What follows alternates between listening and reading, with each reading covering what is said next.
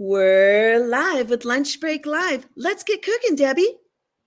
Sure. So today I'm making my Polish stuffed cabbage, and what I have here is a blanched cabbage. I just put it in a pot filled halfway with water for 10 minutes, and it is nice and soft. And as you can see, I can pull away the leaves so easily, and this is what we're going to use as the cover for the stuffing. And we're just going to peel away as many layers as we want. I cored the cabbage beforehand so that it adds to the ease with which you can take off the leaves. As you can see, they're just falling out into my hands. That's how easy it is. And then we're going to make the stuffing. So normally stuffed cabbage is made with meat and rice. Of course, that's not what we're going to use. I am going to use something very different. Wait till you see what it is. We start with shallots. Shallots are a fancy onion that are very sweet. They have a lot of antibacterial properties. I'm adding some coconut aminos. Coconut aminos are similar to soy sauce, but they're less in sodium and they have a lot more minerals and vitamins. And it's from the coconut plant, not from the coconut. And finally, I am going to reveal the stuffing is quinoa flakes. Now, a lot of people don't know what quinoa flakes are. It's just quinoa that's been flattened out, sort of like rolled oats, but it's quinoa. And I use the flakes because they stick together really well, and it's really good for stuffing because you don't want it to fall apart when you eat your stuffed cabbage. Also, quinoa has a lot of benefits. As you know, Queen Quinoa is smart enough to be a complete protein. She has 9 essential amino acids, which means that she gives us the amino acids that we don't make ourselves. So it's really good to have quinoa in your diet. You can't go wrong with that. And it's gluten-free. What could be better than that? Mushrooms. I'm adding some shiitake mushrooms. You can add whatever mushrooms you like. Mushrooms also are really, really nutrient dense. They're practically the only plant food that has vitamin D. You want vitamin D for your bones, to strengthen your bones. You also want vitamin, you get actually an antioxidant that is so powerful, ergothioneine and glutathione. It took me 3 months to learn how to pronounce these words, so you better listen up. These are the most powerful antioxidants you can get. They are so potent. They help us de-stress. They help us anti-age. I am eating a lot of these mushrooms lately. If you're my age, you need those mushrooms. And we have some olives. Olives are so good. They have a little saltiness. They also have a lot of vitamin E and healthy fats. Raisins. These are so good. They have iron. It's funny, people ask me, how do you get your iron on a plant-based diet? Well, dried fruit has a lot of iron. And what I'm adding here is just water, so I can bring this all together. And I'm going to saute this, just for 3 minutes. It comes together really, it's really fast because the quinoa flakes are just, they become mush in a second. And what I'm going to do is, while this is sauteing, I'm going to bring up my food processor. And we're just going to pulse it a little bit. We don't want to make too much of a mush out of it. We want the texture, but you want it to be a little bit more together. So what I do is I put it in the food processor just a little bit. I just pulse it a few times and wait till you see what happens. This stuff is so good. You could have it as cereal in the morning. This is delicious. And also, as a side note, cabbage, these leaves, can be used as a burrito. You can, get rid of those flour tortillas and use the leaves as your burrito. So there's so many uses for these cabbage leaves. So now I'm just going to pulse a few times. Like I said, it's not, we're just want it to come together. Jane likes to dance during. Okay, so now we have our stuffing and we're going to make the sauce. So I am going to come back to that in a minute. Okay, so our sauce is an apricot sauce. I love this sauce.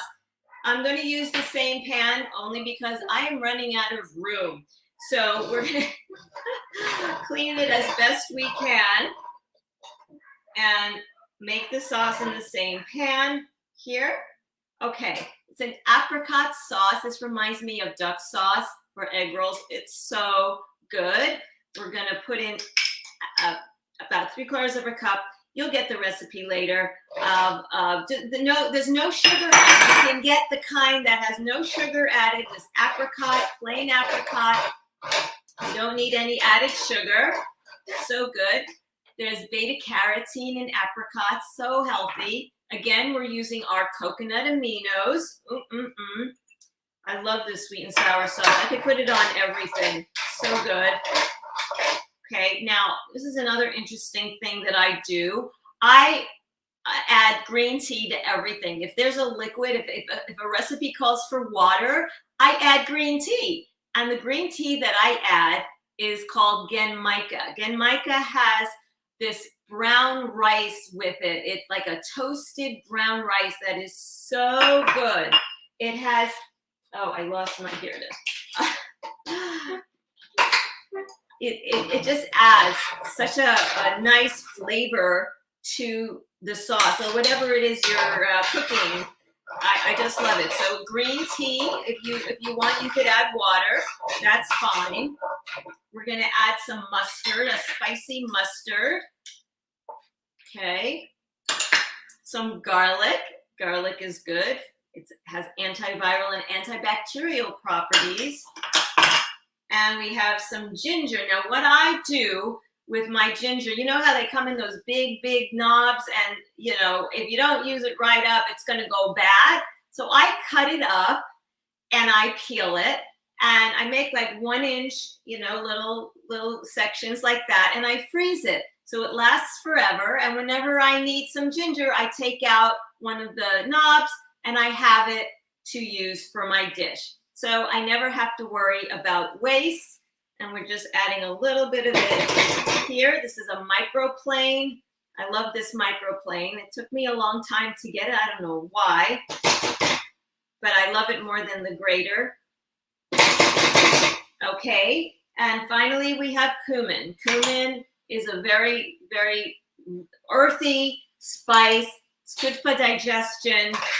It's delicious. And this sauce comes together very quickly. And what I do is I actually cook the stuffed cabbage in the sauce. So here, I'm going to show you how I do it.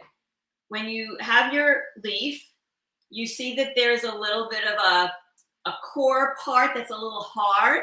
What I do to make it easier to roll is I make a V like that, and I cut out the V. So this is the hard part of the cabbage that we just cut out.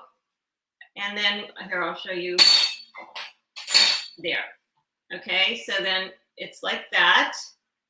Okay, and you lay it flat, and then you take your, this is my stuffing.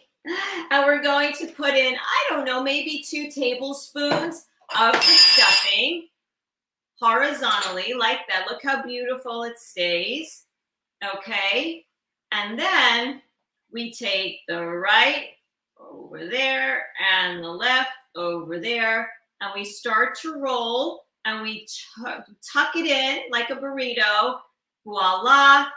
Okay, we have a nice little cabbage roll, and we put it in the pan with the sauce. And then as it's cooking, the sauce just goes over like that. You just keep going like that. So it really soaks in. And we're just going to keep making these cabbage rolls. Amazing. Now, Debbie, tell us, what was your inspiration for making these today? Take it away. Well, my grandmother was from Poland, and she had to flee during the war, and she came to the United States with nothing but the shirt on her back and this recipe. So in her honor, I like to keep making this recipe. I make it plant-based, and I keep everything else the same, the sauce, the cabbage, but I do the filling plant-based. And we can tell, obviously, how amazing Debbie is in the kitchen. She has been featured numerous times. Well, in on NBC's Nightly News, ABC's Eyewitness News, CBS LA, also the Los Angeles Times, NPR, and the list goes on and on. Tell us, you have made multiple cooking books and you have a new one coming out soon. Yes, I do. I have a new book coming out on October 18th. The Mediterranean Plate. It's all Mediterranean plant-based recipes. And I look forward to sharing those recipes with you soon. Super, super special. Her critically acclaimed book called Sweet, Savory, and Free, Insanely Delicious Plant-Based Recipes Without Any of the Top 8 Food Allergens. Wow. So tell us, what was the inspiration for that particular book? Well, what happened was my son was born with severe and life-threatening food allergies, and I had to figure out a way to feed him.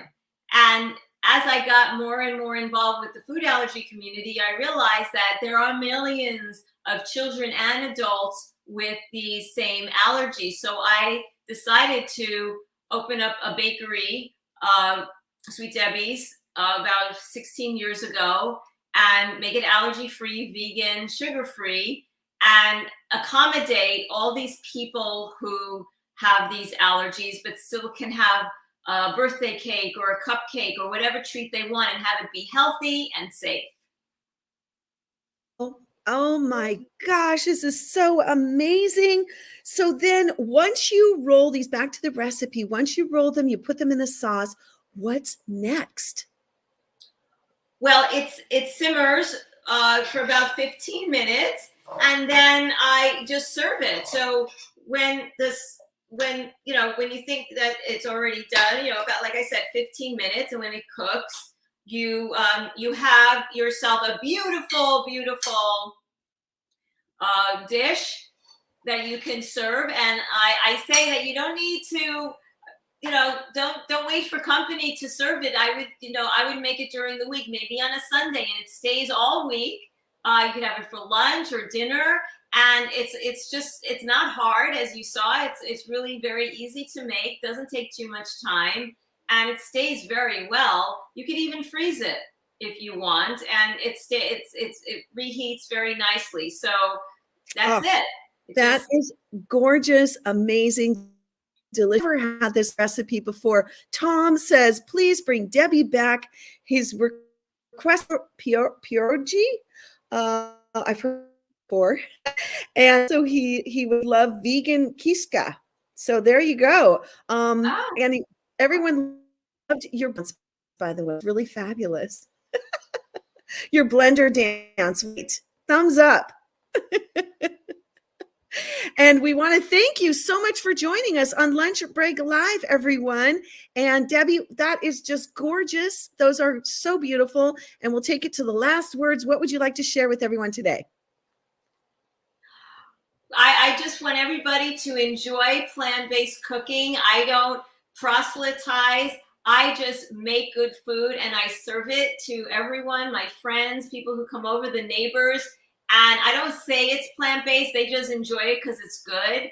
And then that's the way I get people to eat it. And that's what I did with my own family. I didn't say, well, it's plant-based, it's good for you, you better eat it. I just made it. And I didn't talk about how good it, that it didn't have any animal protein in it. So my last words are, if you want to convert your family, I know I get a lot of questions like this, like, oh, my husband won't eat plant-based, I'm the only one in my family. I would say just make good, delicious plant-based food. Don't talk about it. Just put it in front of their face and they'll eat it. And that's how you get people to enjoy a plant-based meal and be healthy and save the planet and the animals.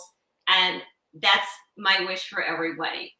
Thank you, everyone, for joining us here on Lunch Break Live. You're going to find this recipe and thousands of others on our website as well. Head on over to the app UnChainedTV. We'll see you next time.